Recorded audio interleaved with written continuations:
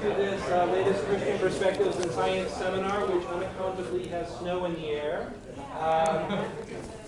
Our speaker today is John Walton, professor of Old Testament at Wheaton College.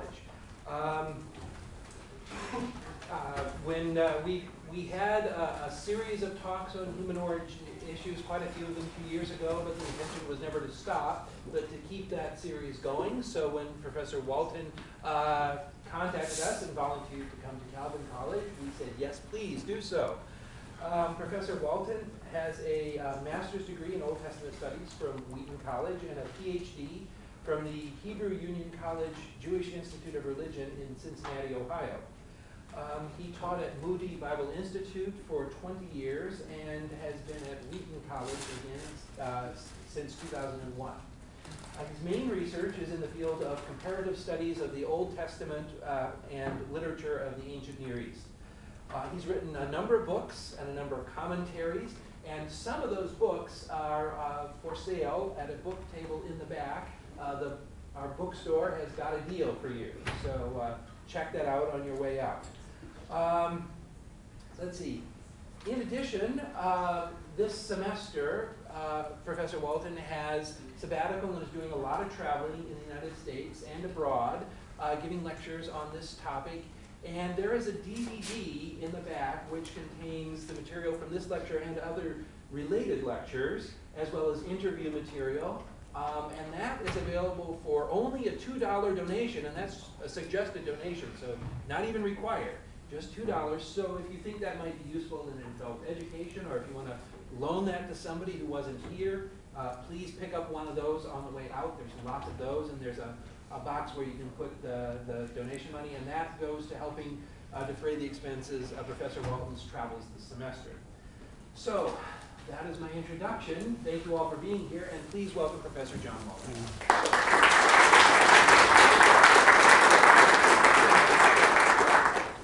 Thank you. It's great to be here, and thanks for coming out on a Friday afternoon when there are plenty of other things to do. Of course, with the weather here, I don't know. Chicago's been just as bad, so yeah, spring is a little slow coming. Anyway, we want to talk about origins today and origins today, trying to understand a little bit about what's going on here. Now, lots of people think there's kind of a war going on. And people act as if there's a war going on. That understanding is based on a belief that the Bible and science are offering competing claims, and that people have to choose. What are they going to do? Are they going to accept science, or are they going to accept the Bible? And so we get this widespread confusion, some strong rhetoric, and this cultural wars kind of idea. I'm not coming with any kind of science to promote or scientific conclusions to offer. I'm not a scientist, and you wouldn't want to take my word for it if I did have scientific conclusions to offer. But I come as someone who's spent the major part of my career studying both the Old Testament as well as the ancient Near Eastern literature. The Bible is scripture, but the Bible also is ancient literature. And so if we're going to understand the Bible, sometimes we need to get into the ancient literature bit, and I'm going to try to help us to do that. My goal today is to help us explore together what the claims of the Bible are. If we're going to use the Bible as some sort of grid or filter by which we decide what science is acceptable and what science is not acceptable, then we better make sure that we've got the filter adjusted properly, that we understand what claims are being made, if that's going to be our criterion for thinking about science and what it offers. So I'm here to try to help us to think about what claims the text is making. I'm going to briefly summarize a couple different areas that I usually spend more time on in a lecture, the Genesis 1 material, as well as the hermeneutical foundation. Try to go through those briefly, but then we'll spend the bulk of our time on Genesis 2 and 3. This material is not published yet, although it's on the way, and so I'm going to present some of that material. So let's start with the foundations For me, since we're talking about what claims the Bible makes, we ought to try to understand the nature of the Bible's claims, and therefore we need to start off by talking about biblical authority. God chose to reveal himself. That was an act of grace on his part, and we're grateful for it. With that revelation, we have the ability to know God. But he chose to do it in a particular way.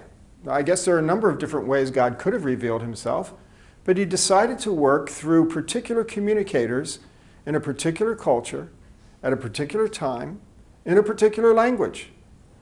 And in that way, we find that our approach, our only means of getting to God's message, God's revelation of himself, is to try to understand the human communicator's purpose.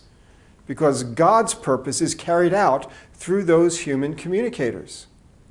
Now, that's a limitation in a sense, but if that's how God chose to do it, that's what we have.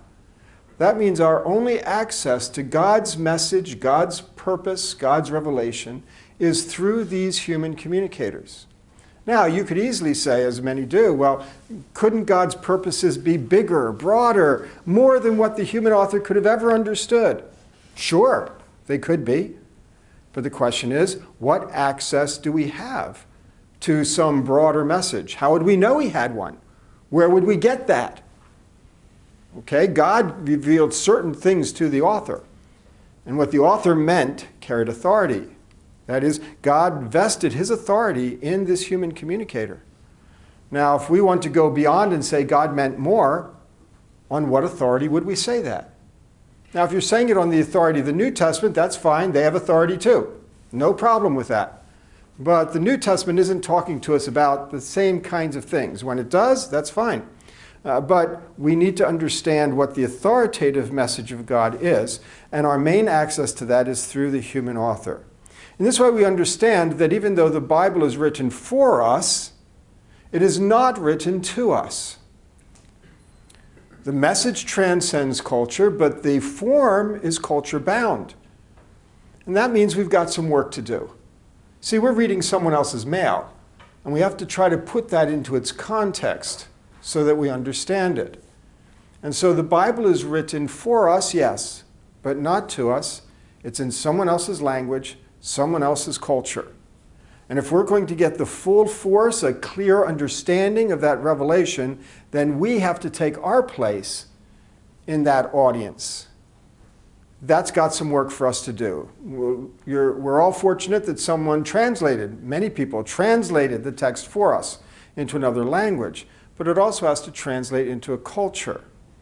As was mentioned, I'm currently traveling around the world and speaking, and that means when I'm in international contexts, I'm often working through an interpreter.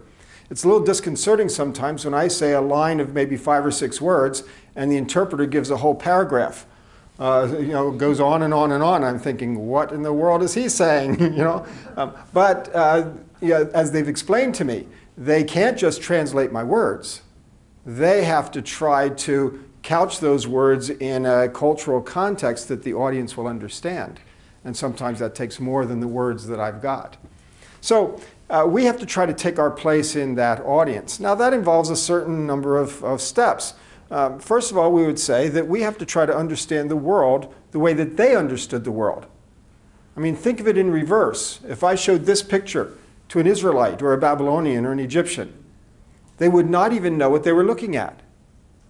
It's not that there'd be some mystery about it. They would not have any clue what that was a picture of. Nothing there would make sense to them. And the same is the case when we look at how they thought about the world. Okay, so we have to consider this issue in terms of culture. I mean, not just a visual here, but if there were an ancient Israelite trying to understand our culture, how do you think they'd do with the words daylight and savings and time? Daylight, savings time. I know all the words. What in the world are you talking about? There are cultural barriers, and it's the same thing when we try to go back and read things from their culture. So we have to think about the world the way that they thought about the world. Now, this gets us started on how they might think about the world by looking at the Egyptians. On your left here is a reconstruction from a tomb painting, coffin texts, And you can see that we've got the sky goddess there with the stars emblazoned on her body. She gives birth to the sun every morning. She swallows the sun every evening with a dose of water, I guess. Anyway, her body's holding back the waters above. That's all the polka dots here. And the sun bark is sailing across the sky. We've got the air god holding apart the sky and the earth. They've been separated, and they're held apart to make living space. We've got the same idea presented here by a modern artist. My son's an artist, so I get him to help me by drawing pictures that will help me demonstrate some things. You'll see his artwork throughout the presentation. What's important here to realize is that we would call this mythological. They don't call it mythological. They call it truth. They call it reality. This is how they thought, this is what they thought was most important about the world around them. And it's not a material picture. They didn't think that if they threw a stone, they could kind of hit this lady in the ankles and hear a cosmic ouch or something. It's not a material picture. They thought other things were more important than materiality.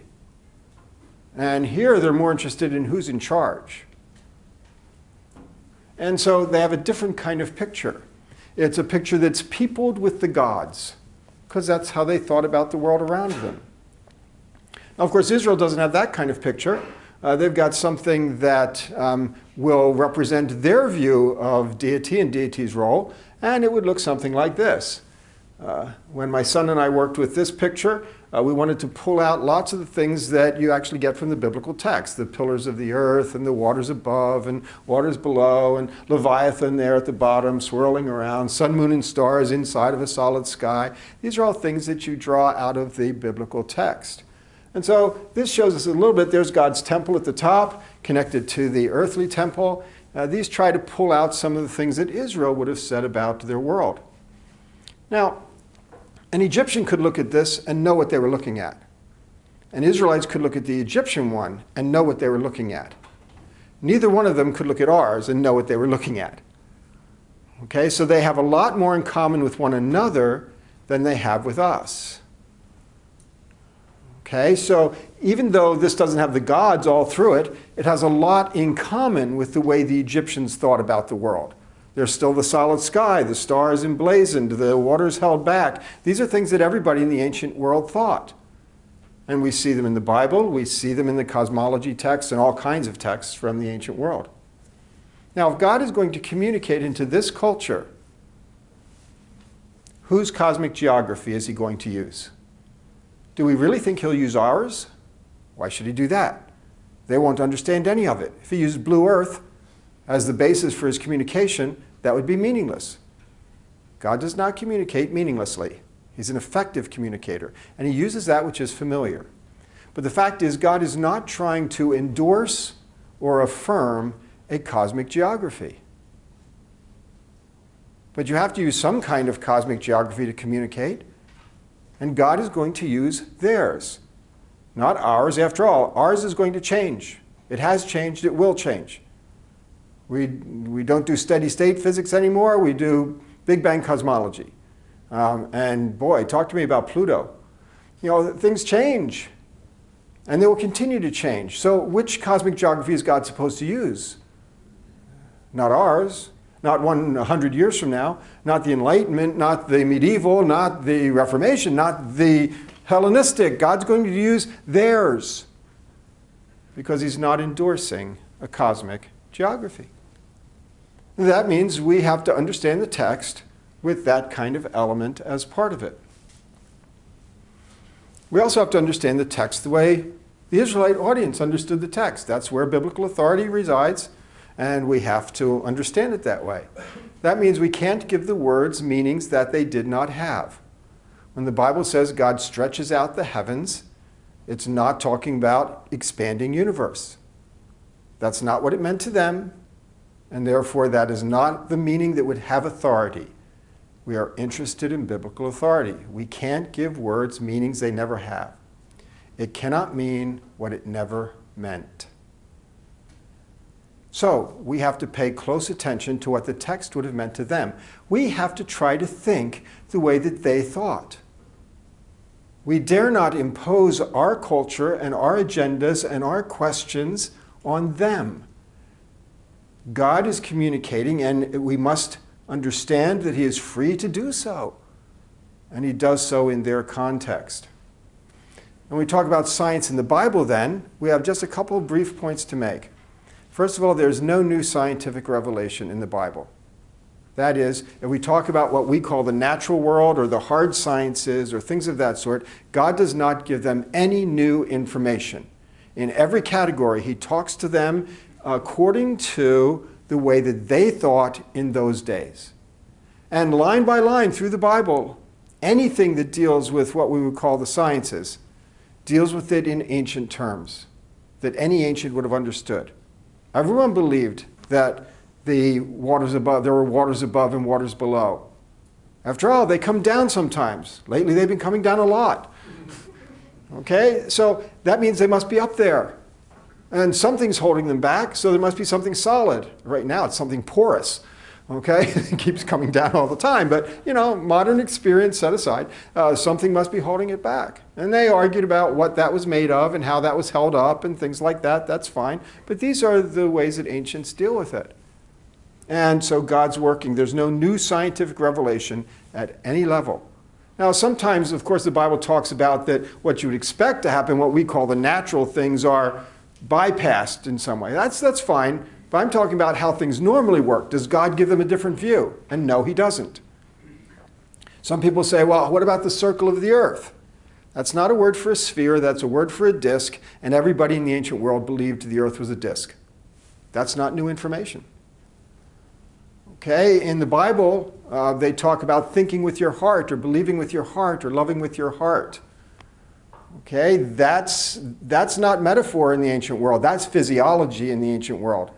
They believed that all the cognitive processes took place down here. They have no concept of the physiology of the brain. And God doesn't tell them any differently. In fact, God talks about his own heart. And he encourages them to think with their heart. And we've never felt, I don't think, unless somebody knows differently, we've never felt that somehow we have to go figure out how our blood pumps do cognitive processes just to protect the reputation of the Bible. Okay, but they really believed that the heart and the kidney and the liver, those organs were the ones that did cognitive processes. And God doesn't change that by giving them a new idea. He uses what they believed. That word they translate mind in the Old Testament, intestines. Your translator helped you. Okay, so we have to understand then that the Bible is not breaking new ground scientifically. Okay, furthermore, observations of natural cause and effect does not remove God from the picture. Psalm 139:13 says, "You knit me together in my mother's womb." I haven't seen a lot of Christians picketing the embryologist's laboratory saying, "Put God back in child." We don't see this as a conflict. We say embryologists study what happens in fetal development in the womb, and the Bible says that whatever happened, God knit us together in my mother's womb. Those are not conflicting claims. And we don't have to try to salvage the Bible's reputation by arguing against embryology. Okay, so just because we can explain something by natural cause and effect doesn't mean God's out of that picture. Everything we learn about embryology tells us more about how God knits us together in our mother's womb. Again, then, the Bible is not making a scientific claim of any sort, and it doesn't compete with the claims that science is making. It's making a theological claim, and that's not a competing claim.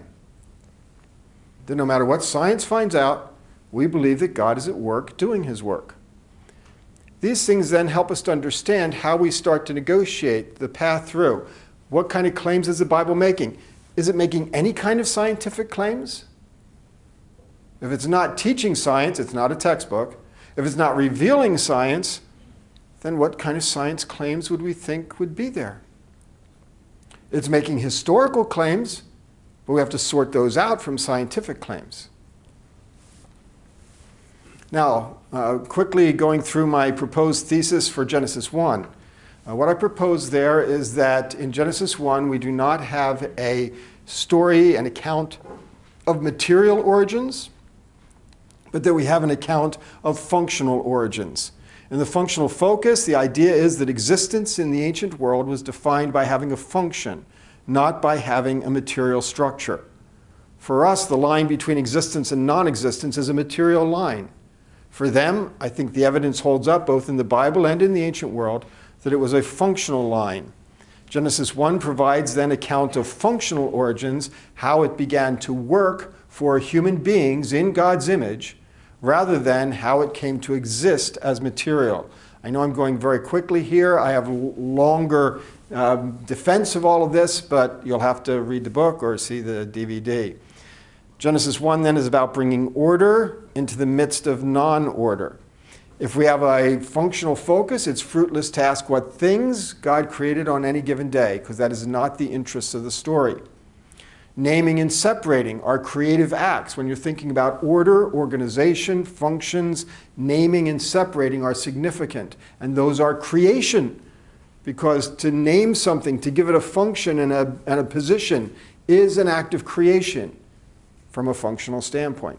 I deal with the word bara, create, and try to demonstrate that it follows the same direction. In that sense, I would say that Genesis 1 is not the story about the building of the house. Genesis 1 is the story of that house becoming a home. It's an important distinction. You could talk about the construction of the house, and of course God is the builder of the house, but that may not be the story that it's trying to tell. And so I would propose that Genesis 1 is a home story, not a house story. Okay, so for instance, when they built the temple, Solomon spent 7 years building the temple, building the house. That structure was all done, complete, nothing left to do, and there it stands. Is it a temple? No, it's not, because it's not functioning as a temple. God is not in it, rituals are not being performed, priests have not been commissioned. It is not a temple. The temple does not exist. That structure is prepared, ready to become a temple, but that's a different story. You can tell the house story, Solomon building the structure, but then if you wanted to tell the home story, the home story is when God moves in. Then it becomes his home. And that home story is an origin story. It's when it begins to function as a temple. And what's interesting, when we have the temple inauguration, which transitions from a house to a home, the temple inauguration, the temple dedication, 1 Kings, we have it in the tabernacle in Exodus, we have it in ancient Near Eastern texts. That transition, the inauguration, is a 7-day inauguration. That's the time for the house to become a home, not the time for the house to become a house. And Genesis has the same idea. So I would say in days 1 through 3, the functions are proclaimed. That's also what happens in temple inaugurations. They proclaim the functions of the temple. We have in day 1 the basis for time. Time is a function, and that's what God creates on day 1. Time is not an object. He's not making material things here. Second day is the basis for weather and space for existence. These are not material things. The material that's described is ancient world. Solid sky, holding back waters above, that's ancient world descriptions. It's not about those objects. It's about how the system functions, and that's the system of weather. Day 3, it's the basis for food. It doesn't say God made the dry land. It says, let the dry land emerge. It doesn't say God created plants or seeds, chickens or eggs, plants or seeds. It just says, let them sprout. And they'll drop seed and sprout again and drop seed and sprout again. Food. Okay, and so in this sense, time, weather, and food are what God creates on the first 3 days. These are functions. There are no materials that he's making here. When we get to days 4 through 6, we have the functionaries installed. Okay, sun, moon, and stars are not functions, they're functionaries. But those functionaries have functions. And the text talks about them in terms of their functions. They're for signs and celebrations and days and years. Those are functions for a peopled world, functions for us. And so God's making it work for us. You know, when you have a house standing empty, the electricity works, the plumbing works, the roof works, foundation works, but it's not working for anybody. It's a house, it's not a home. People move in, and now there's somebody to throw the switches or somebody to turn the faucets, and it begins to function for people. It's been prepared to be a home, but it's just a house. then it becomes a home, and it's functioning for people. And here we have the idea that God has prepared a house. He has prepared a place for us. John 14 wasn't the first time when Jesus says, I go to prepare a place for you. He'd already prepared a place for us, first time around, and this is it. And he's prepared it for us, a home, not just a house. So lights themselves, notice the text calls them lights. That's because Israel doesn't know their objects.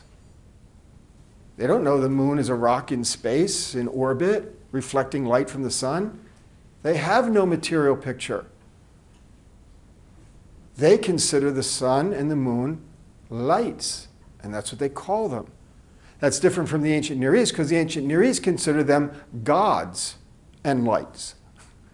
There is no material picture that they have. They don't know these things are material.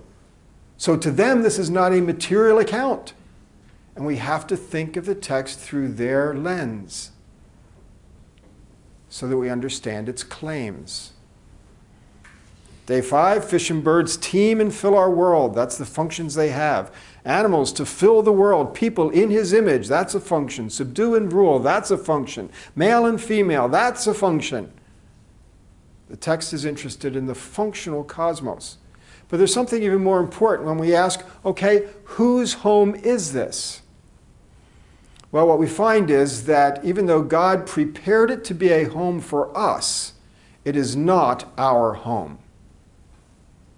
It's his home. In the ancient world, they understood the temple as the place where God rests, where God resides. Now, we read the word rest and we don't know what to make of it. We say, wait a minute, God didn't get tired. God didn't need a break or leisure time. It can't mean that. And so we don't know what to do with it, so we kind of ignore it. We say, oh, it just must be a theological footnote about the Sabbath, and, well, we don't do that anyway. So, and we just fly right by it. What in the world's that doing in a cosmology account? And the ancients would laugh and laugh and laugh at our ignorance because they say this is very obvious. If God is resting, there's a temple.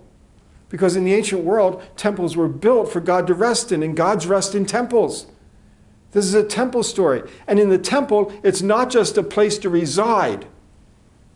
It's a place where God rules. The temple is the command center of the cosmos. The temple is the control room. And when God sits in the temple, he is sitting at the place of power. That's what temples were for. Temples were where God ran the cosmos. Everybody in the ancient world understood that. And that taking up his residence in the temple is referred to as resting. And so here's something that we don't know as moderns, but that we need to know to understand the text. And we find out then that people may be the climax because he's made the function for us, but rest is the climax of the creation account. We don't dare talk about the 6 days of creation, because it was all done for the seventh day. Rest is the main goal of creation. God has ordered that world, made it functioning for us, but it's not going to function for us the right way until we recognize that it's his home. He's in it. We relate to him in it. God set it up to function for us, but he set it up so that he could relate to us in it. Welcome to God's B&B. Right? Get a house, make it function in a new way to house guests, and the owners live there, and they interact. Okay? This is the home story. God is taking this material cosmos and making it his home. And that's an origin story. And that's the origin story that they are interested in, and that is rich with theology that we miss because we just want to make it a house story. Now what we find then is that resting expresses having control over an ordered system. God has ordered it so that he can rest in it. You know, our presidential candidates spend 2 years campaigning to try to get into the White House. And they don't go through all of that to get into the White House, take a nap in the Lincoln bedroom, and then leave. It's a different kind of rest they have in mind. They want to rest in the chair behind the desk in the Oval Office and run the country. They went through all of that so that they could take up their rest in the Oval Office, not in the Lincoln bedroom. And that's what God is doing when he sets up the cosmos as his home. And we miss it because we misunderstand rest. You know, when the Bible talks about rest, don't we get it? God's going to give Israel rest from her enemies. That's not a nap. That's stability and order in their society. When Jesus says, "Come to me, all you who labor and are heavy laden, and I will give you rest." That's not downtime. That's an order and stability that comes when we are members of the kingdom of God. When the book of Hebrews says, "You've not yet entered that rest," it doesn't say, "This is Friday, but Sunday's coming." It says, rather, there is a higher order still to be achieved as God unfolds his plan of salvation and kingdom. There's more to come. If we understood the biblical theology of rest, we wouldn't have a problem here, but we don't. And so we misunderstand the passage, we misunderstand the theology, and we make it something that it's not, and we leave the seventh day out of the thing entirely. God ordered this cosmos in order to rest in it. We don't have to say the seventh day is still going, because God rules on the eighth day and the ninth day and the 10th day. God has entered his rest, and he rules in the cosmos that is his. So we're talking about engagement, not disengagement. The opposite of rest in the Bible is not activity. The opposite of rest is unrest. And there is unrest that God resolves to bring rest to his people and when he rests himself. Now, that's a quick run. The 7 days then would not be 7 days of material activity. I fully believe that they are 24-hour days. But it's not the material story that's taking place in the 7 24-hour days. Okay, the days for inauguration of the temple were 7 24-hour days in which the temple was inaugurated, dedicated, functions proclaimed, functionaries installed, and it became a home. 7 days. But that would have nothing to do with the age of the earth. Because the age of the earth is the house story. And this isn't telling the house story. If the 7 days is like a temple inauguration, then objects are not being made in those 7 days. And the days are concerned with bringing order. So the 7 days has nothing to do with the age of the earth. Again, in that sense, it's not making those claims. What are the biblical claims? Is it making a claim that the 7 days, however you understand them, is for the house story? I think not. Okay, we need to move on. So, Genesis 2 and 3. Again, we want to understand what claims is the Bible making about human origins. After all, if we're going to try to consider all the stuff that's out there, whether it's evolutionary biology, whether it's population genetics, whether it's cultural anthropology, whether it's neuroscience, we want to understand the science, but we want to understand if the Bible is making claims that is going to put some obstacles in our way for thinking about those sciences. Again, the science is not what interests me right now. It's the biblical text. Now, we have to start then by thinking about what we've got as we move into the second account in Genesis 2. We've got this introduction in Genesis 2:4. These are the records of, or the accounts of, the generations of, the heavens and the earth and the day that the Lord created them. Now, most of you, I suspect, have generally thought that in Genesis 2, we have an account of what went on in day 6. Why? Why do we think that? Well, I think I can answer that. We think that way because we've got people created in day 6, and then we have a story about people being created in chapter 2, and so it looks like they should be the same thing. Okay, now, in that regard, we have a lot of reason to think that, but is that the only possible way to think? After all, it does have some problems with it. In Genesis 2, the sequence is different. We have people first, then animals. Now, some of your translations read, the Lord God had created the animals. Nice try. Doesn't work. Hebrew has a way to do that. This isn't it. Okay, so we've got a sequence problem, but worse than that. We've got a problem with how much is going on. Adam's naming all the animals. I mean, not to mention all the other things that are going on in day 6, but Adam's naming all the animals. That's a big job. You know, and especially if you're trying to think about 24-hour days, whoa, dusk is coming. I'm only on beetle species number 5,812. Got a lot to go. Save some work. Okay. No. We'll call that one squashed. Okay. You know, I mean, we've got some difficulties here. We've got too much going on. So there are reasons not to think that way, but of course we want to follow the text where it goes. Where is the text going? What claims is it making? Well, in this literary introduction, this is not unique in Genesis. In fact, this is the first of 11 such literary introductions, and there's your list. What's intriguing here is that some of them introduce a segment that is synoptic. By that I mean it doubles back. Okay? Whereas others introduce a segment which is sequel. That is, it moves forward in time. Okay? So I started looking at these. I said, okay, is there some logic that helps you decide whether something is sequel or synoptic? How can it do both? Is there a way I can tell which one it's doing? Because after all, the idea that chapter 2 deals with day 6 means synoptic. It's doubling back. Okay? The other option is sequel. It's going on to another time period. How do I know which one it is? It's very important here. So I started looking at them. And I discovered, very intriguingly, that all the examples of synoptic relationships concerned brothers. Okay? So it does Cain. Then it doubles back and gets Seth.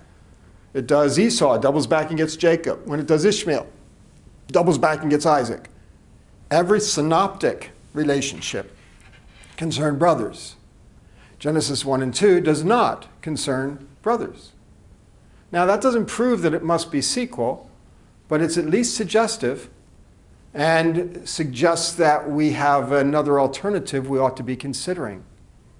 That is the possibility that in Genesis 1 we have a large amount of people created in some way. It doesn't say how or when or why. Okay, only that they're in the image of God and they're male and female. And then at some later point, Adam and Eve come along. Now again, we've got some issues that we have to see how they work here, but we immediately see that that would solve some problems in the text itself. If there are other people around, we have a sudden answer to where Cain gets his wife without going the kiss and the sister route. We've got another solution to the idea of who's Cain afraid of when God drives him away. Everyone who finds me will kill me. Are we talking mom and dad here? What are we talking about? Cain builds a city. He and his 2 favorite sibs? I mean, what are we talking about here? It solves some problems. Of course, it creates other problems, but, you know, just trying to read text, we see, maybe there's some things going on here. If it's sequel, then people in the first account are not necessarily Adam and Eve. This is a later time. And again, unless it's brothers, it's typically sequel. The second account then would not need to fit into day 6. It's at a later time. Now again, I can't prove to you it's one or the other. I can only say we at least should consider the other possibility. Again, just in terms of what are the legitimate options for interpreting the text? And how does the text move us through? We can't just start with an assumption that we've always had.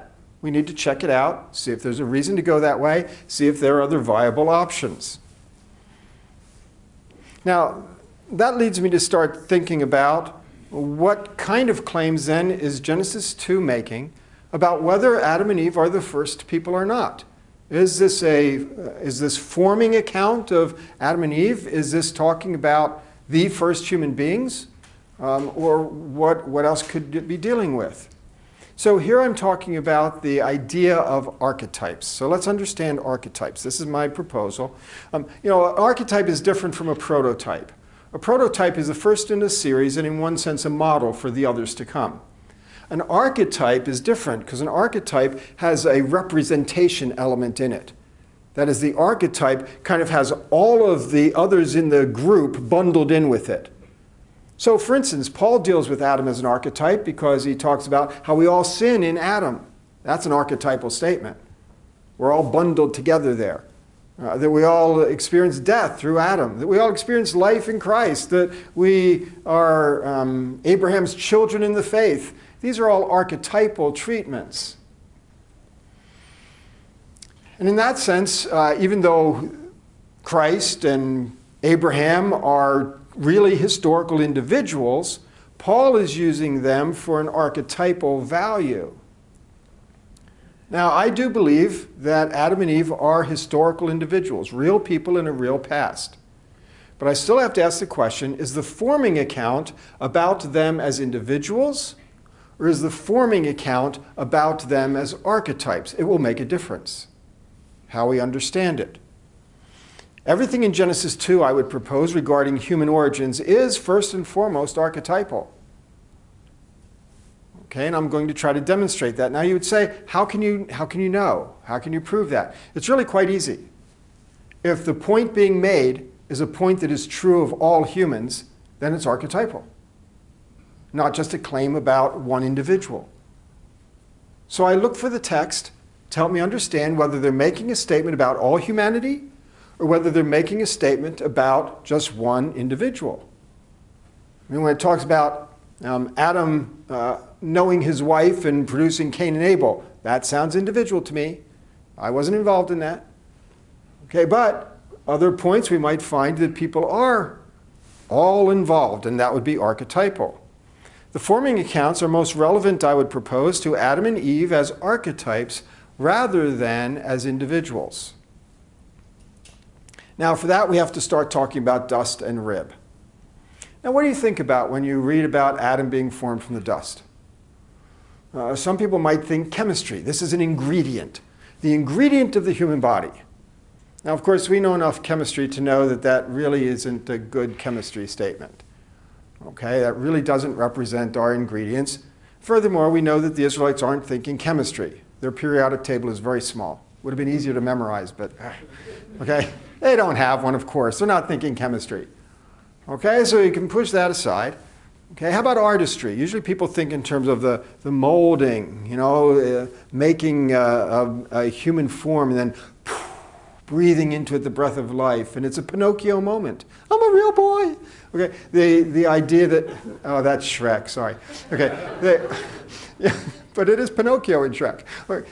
Is that the idea we're thinking about, that there's artistry? Well, if that were the case, the author's chosen the wrong word. He should be using clay, because dust doesn't form. Dust can't be shaped. Dust just falls apart. Guys, go into your bed, try it. Okay, so in that sense, what then is he talking about when he's talking about dust? If it's not chemistry and it's not artistry, what is it?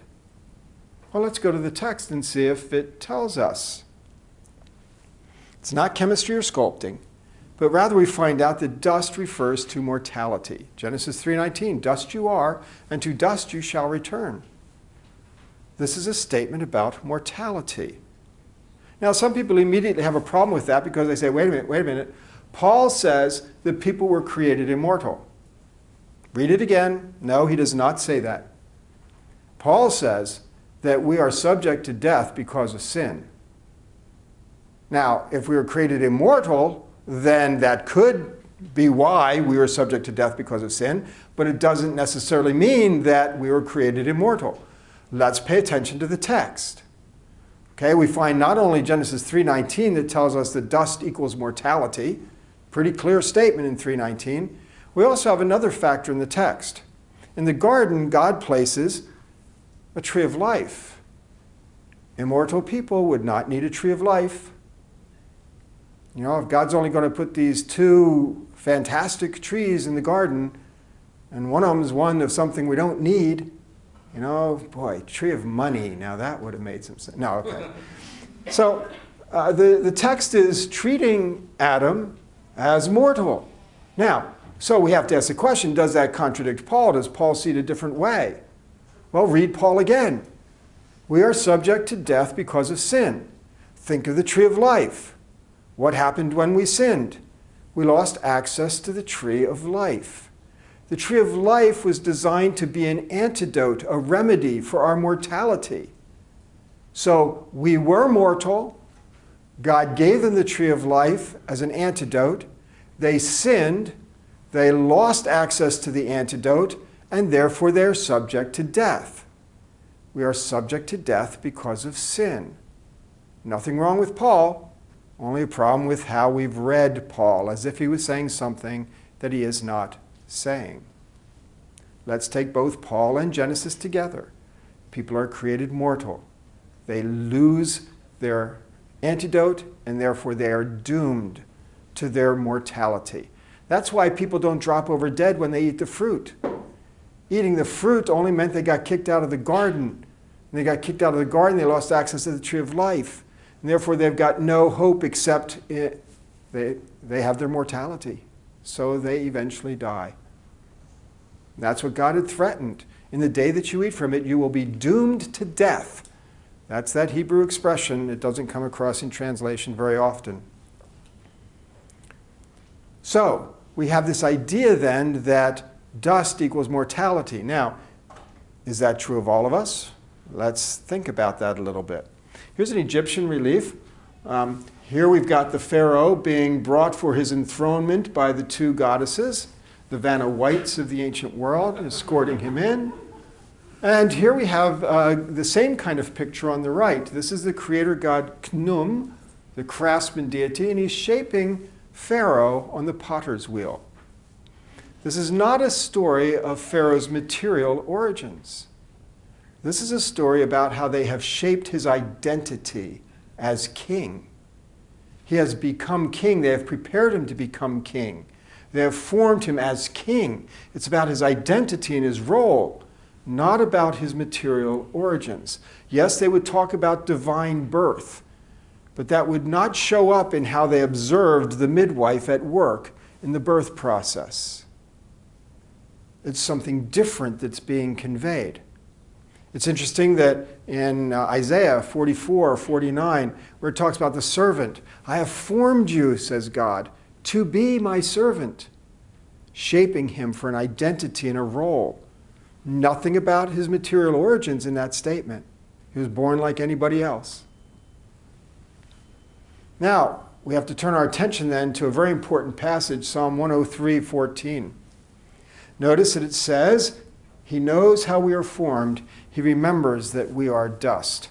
Formed in dust, same vocabulary as we have in Genesis 2. So it's clear that the psalmist is talking about that verse. What's very important here is the plural pronoun, we. That means that all of you are formed from dust. That's what the psalmist says. We are formed from dust.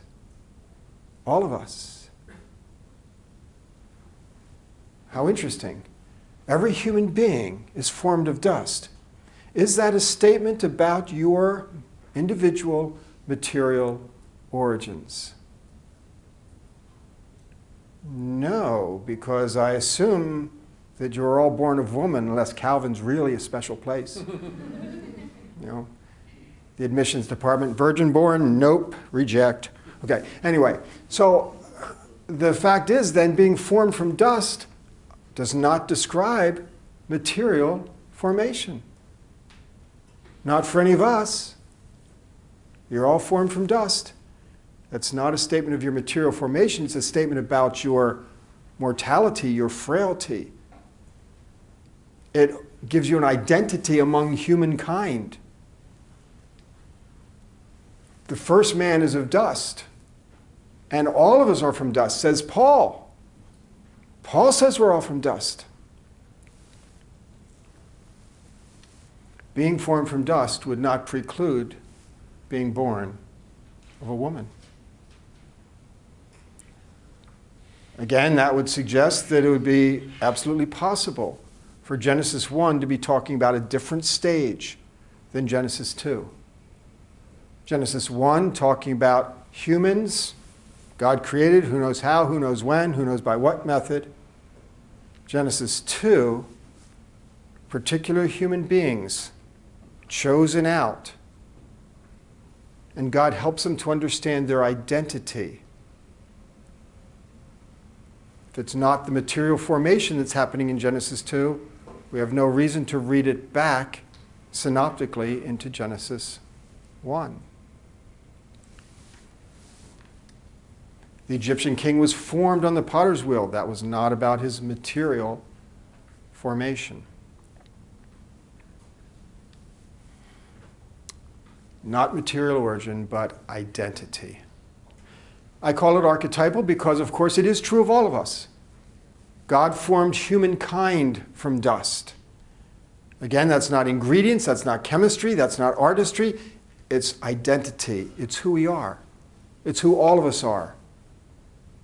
If the text indicates that it's archetypal, that means we have no reason to think of it as individual. Now, how about woman? How about woman? Okay. Does Adam believe that Eve is built from his rib? Now, I know, you know it's a trick question by now. Yeah. But of course, no, he does not believe that. And we know that because the text gives us information. What does Adam say? She is bone of my bone and flesh of my flesh. There's more than rib stuff going on here. What's going on? Well, let's inquire of the text. What kind of information does it offer us? What about this word? What does it mean, this word rib? Well, we find out that it's never again used anatomically. It's typically used architecturally. And in architecture, it refers to one side of a pair.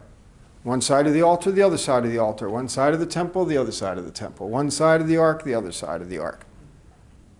They come in pairs, sides.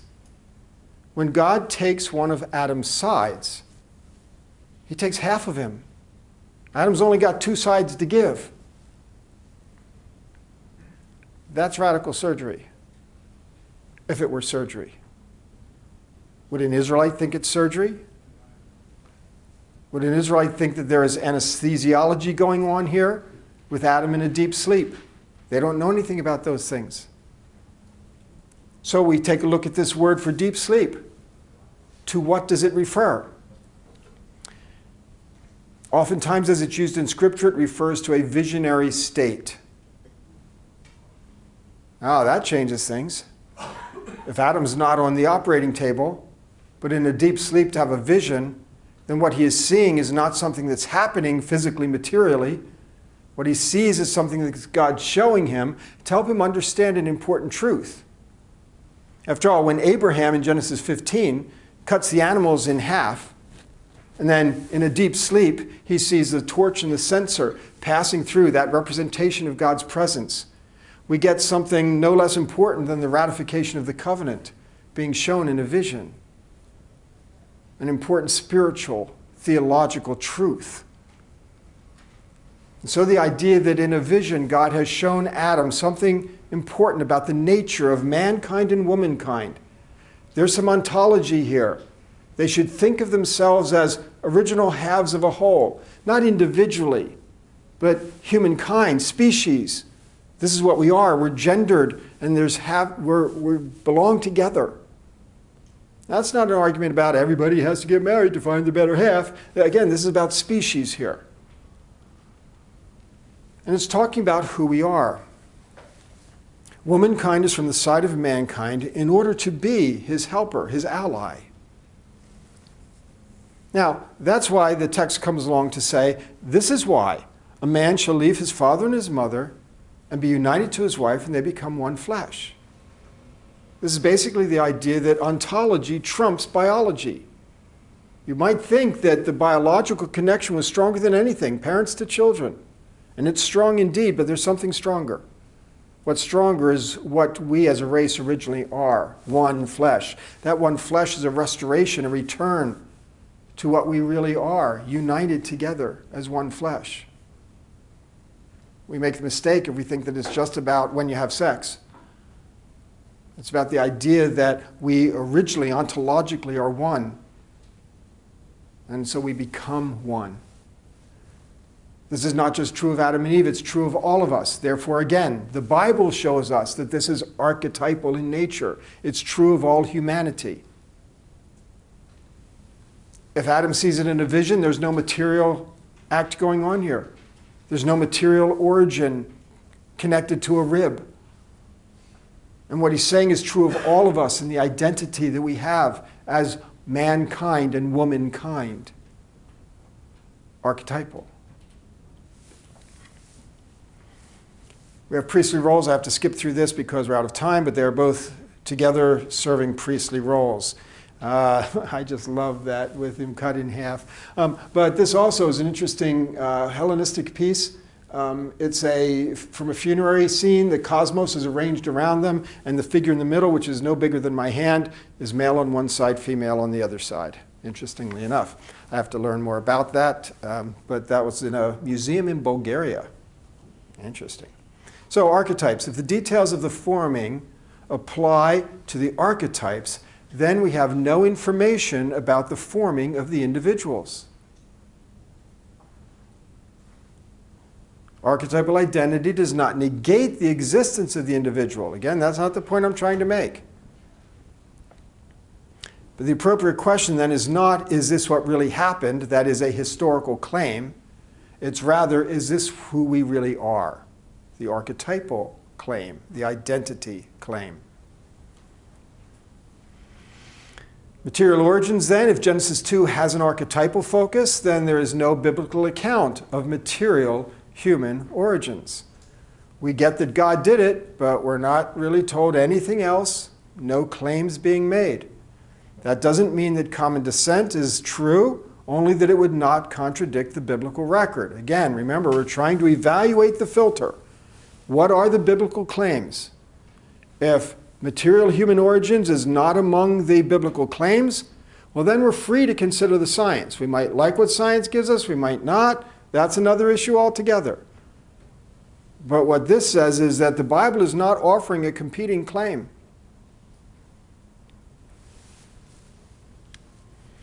There is still special, direct, creative work of God, minimally at the functional level. Okay, so is there anything unique about human beings?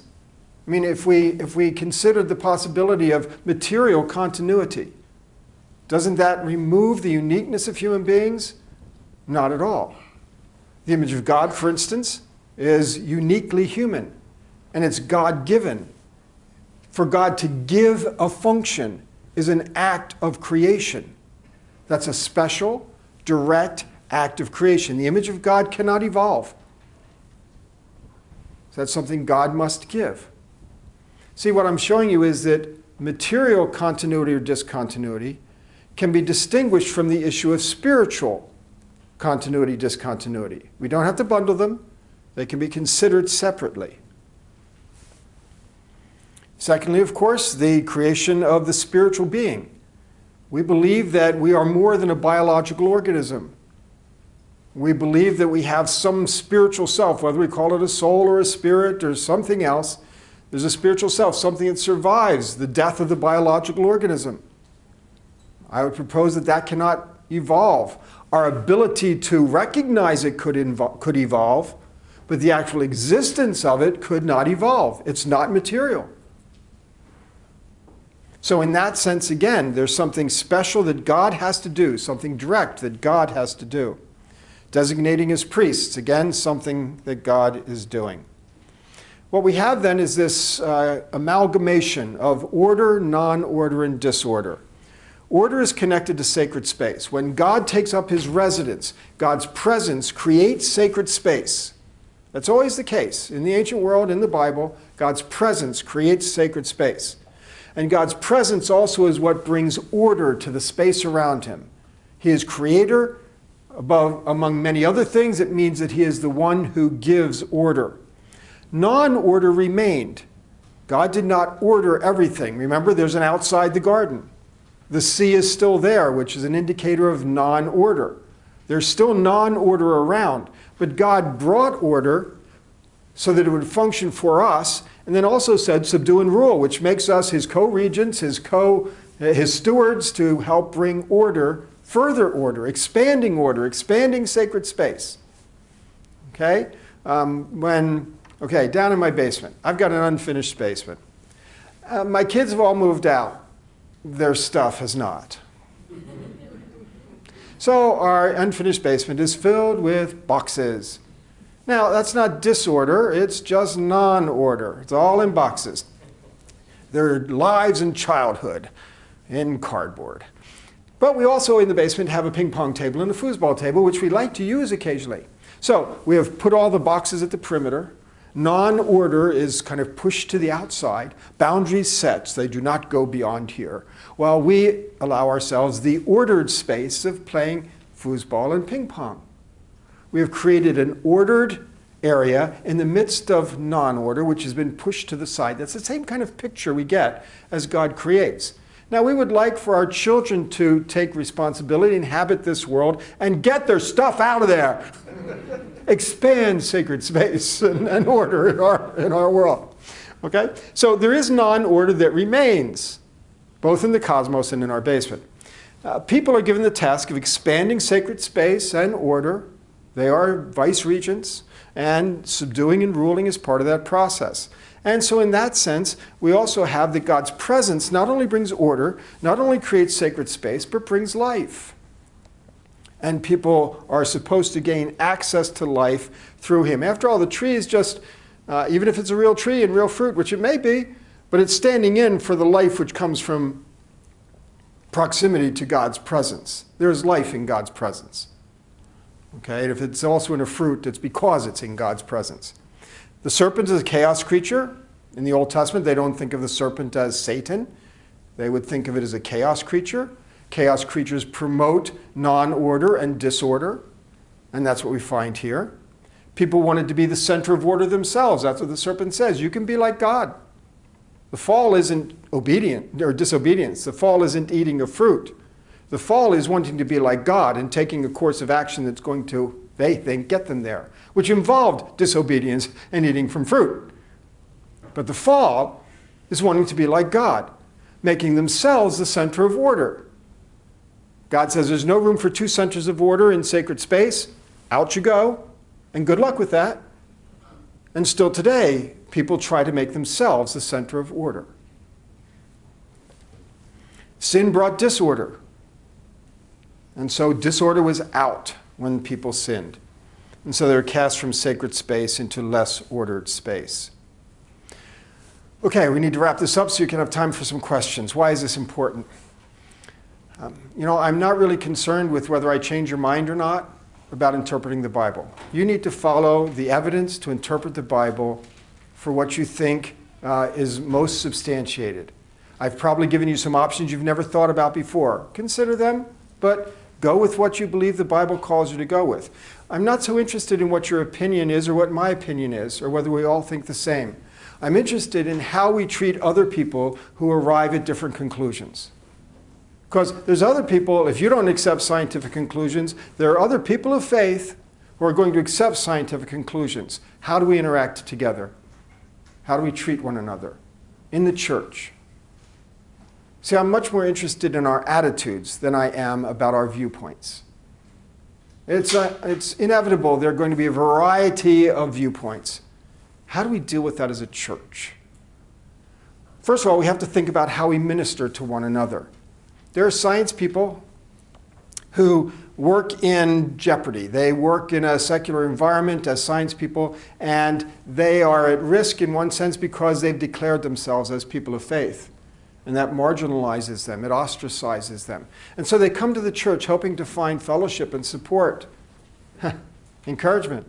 And instead, first question they get asked is, what do you think of evolution? And if they don't give the right answer, God help them, because they're not going to find the kind of support and encouragement and fellowship that they'd hoped for. Maybe some of you have experienced it. We're not doing a very good job in the church of ministering to people who maybe have come to different conclusions that some of us have come to.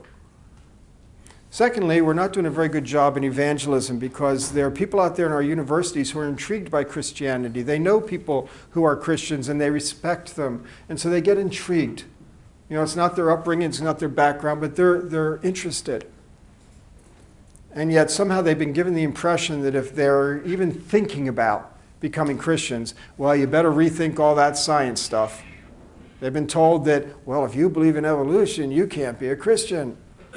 I'm sorry, we're encumbering the gospel with things that don't belong there. And we have to be careful about that. The gospel is what it is. And if we encumber it, we are doing a disservice to Christ and the kingdom. We have to do a better job of evangelism by not kind of mixing these things together with the gospel. Finally, of course, we have to be worried about attrition. We're hemorrhaging badly. There are young people leaving the church sometimes because they've been told that they either have to accept the Bible or science, and they can't accept both. And when they go off to university, they're persuaded of some of the claims of the scientific consensus. They say, well, I accept that. It's really persuaded me. I guess that means I'm done with the church. Shame on us for giving them that impression that there was a war, that they had to make a choice. There are plenty of hills to die on for Christians. I don't think this is one of them. The war's over. If only we would recognize it. There's a story of a Japanese soldier. His squadron was dropped on an island at the end of World War II, told to defend that island. And all of his fellow squadron members eventually died off or were killed, and there he was by himself. For 20 years, he defended that island, not knowing the war was over. And he wouldn't listen to anybody who said the war was over. He said, they're just trying to distract me from my task. And sometimes I wonder if that's what we're doing. We're still defending an island when the war's over. Thanks.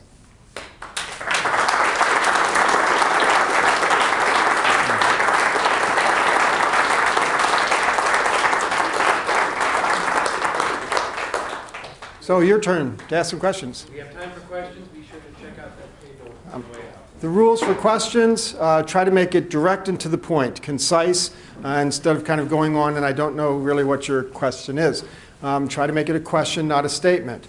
Also, follow the principles that I've laid out here. We're all Christian folks relating to one another. Let's do it graciously and charitably, and that'll just govern our conversation. So, who's first? Yes, sir. You brought up the synoptic and sequel. Yeah. And relating that to biblical authority and context of that time. Is that like common in ancient literature, or how should you see that in? Well, lots of ancient literature we don't see tales strung together like we have in the biblical account. So this is rather unique. I'm trying to understand it basically in the context of the Bible and how it handles passages that it introduces with that literary introduction. So that comes from the biblical text. By the way, the archetypal element can be found all through the ancient Near Eastern material. They often treat the creation of people archetypally. Again, I don't make the point by that. I make the point inside the text. But it's important to know that that's also supported in what we find in the ancient world as a whole.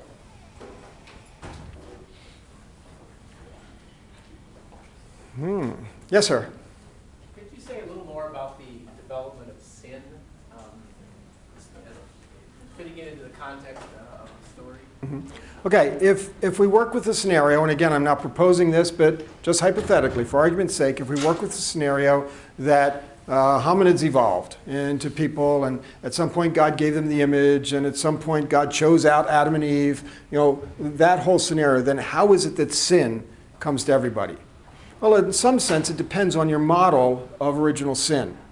The Augustinian model was that there was righteousness from the start, okay, and that therefore there was no sin happening, and so we have that original righteousness. Irenaeus, in contrast, talked about original innocence. That even though people may well have been doing things that would have been considered sinful, they're not accountable.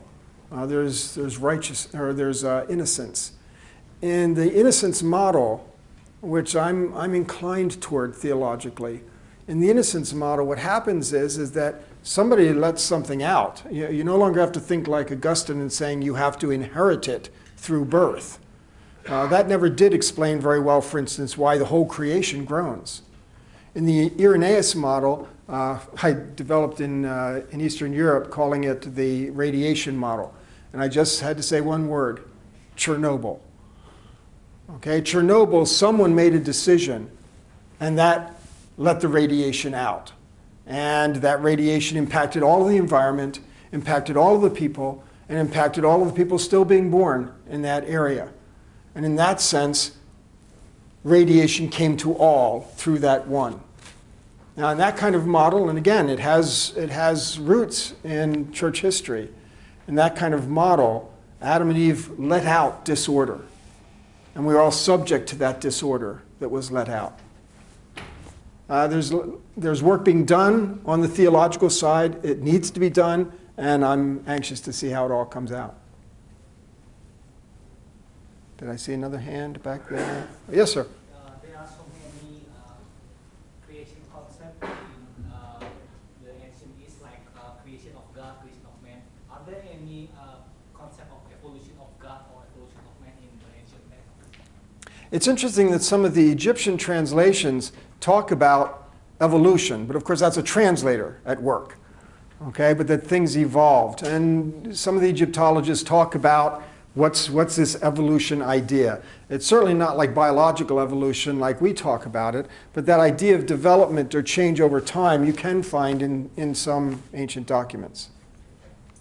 But I don't know that the Bible is presenting that. I wouldn't be claiming that. I'm, again, concerned about, does the Bible claim a model at all? And I don't think it does.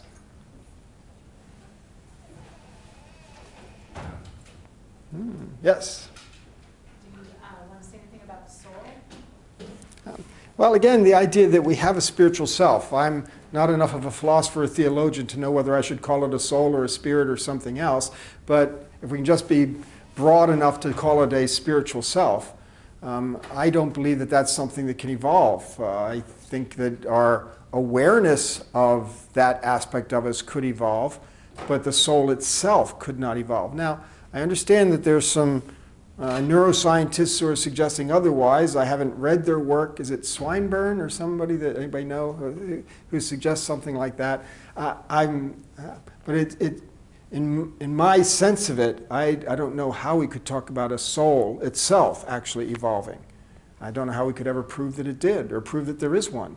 So would you associate it with the Genesis 1 text, the creation of all humans, or the Genesis? Okay, when that happens. Does that come with the image of God? I would say it does not come with God breathing in the breath of life, because all creatures have the breath of life. So that's not something that's distinctly human.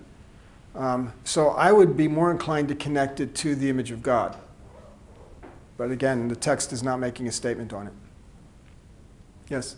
As far as Eve and Adam eating from the tree, is that situation a prototype, or that's the first start of our sin? Or is it an archetype of how we fall into sin? I don't see the evidence in the text to treat it as an archetype.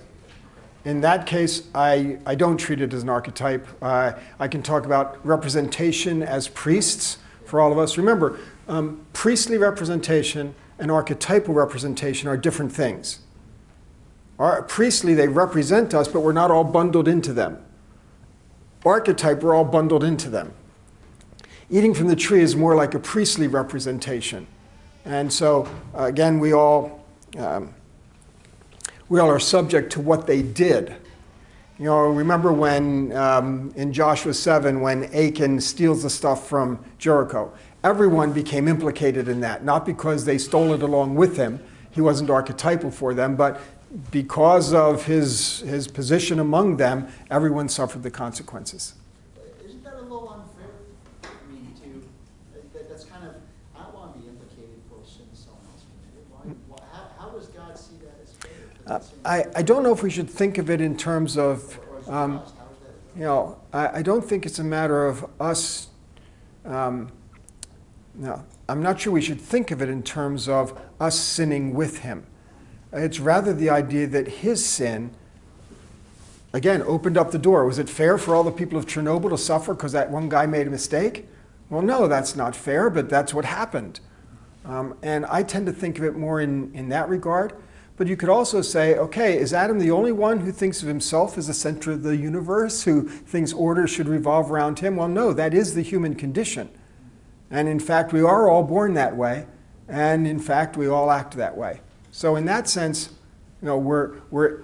it's in the air, it's in the water, we're born into it, we're part of it, and we manifest it.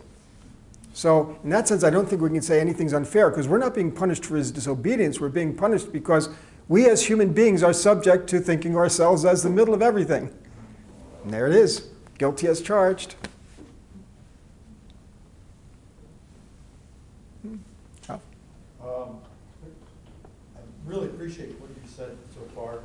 There's all these other, sort of classical early conundra with the first few chapters of Genesis. How do you treat the sections that deal where it says so-and-so came along and he invented musical instruments, and he and his family were then people that promulgated music amongst the cultures.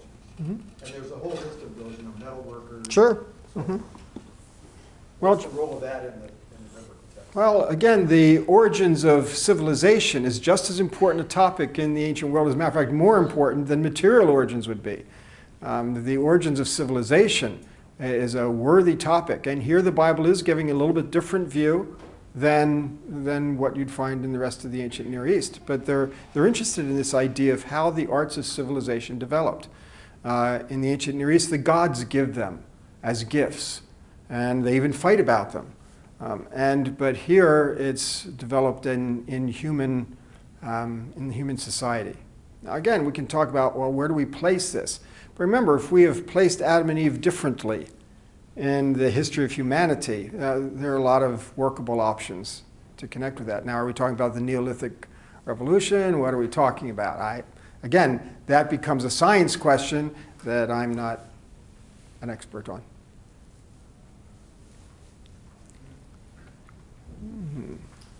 All right, let's thank our speaker once again. Okay, thank you.